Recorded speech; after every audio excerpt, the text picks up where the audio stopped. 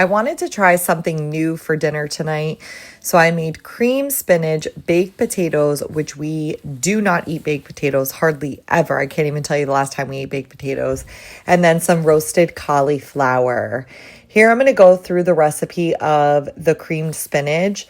I didn't film anything for the baked potato. I just put it in the oven, baked it at 375 for about an hour. And then same with the cauliflower. I just roasted it for about 25 minutes on 400 with seasonings of your liking.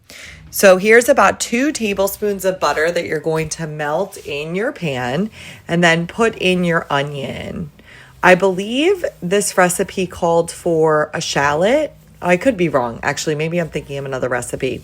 But you could probably use a shallot here if you wanted to, also depending on your flavor profile. That is some garlic, about 2 to 3 cloves of garlic. Again, you can put in however much you like, and then sauteing that with my onion. I did let my onion saute up first for about 5 minutes before I put my garlic in. After that, this is about 2 to 3 tablespoons of flour. So you're going to sprinkle the flour over and then let that kind of mix in with your onion. Don't put it all in at once. Here is just about a can of coconut milk that I simmered in with the onion.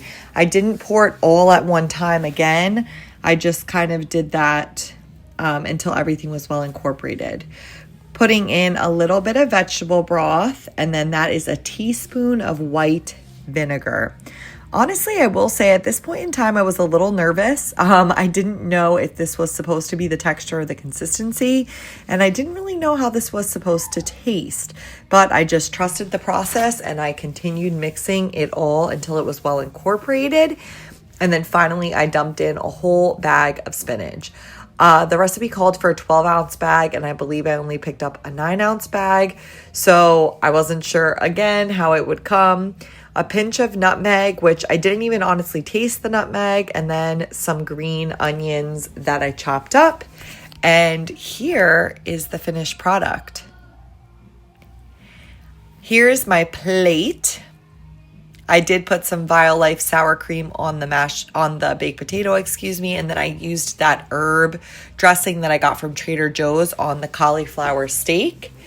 And then we were ready to eat. And this meal was so good. It was such a comfort meal that we really don't have very, very often. Like I said, as we were eating this, my husband and I were like, when's the last time we had a baked potato? Probably years ago.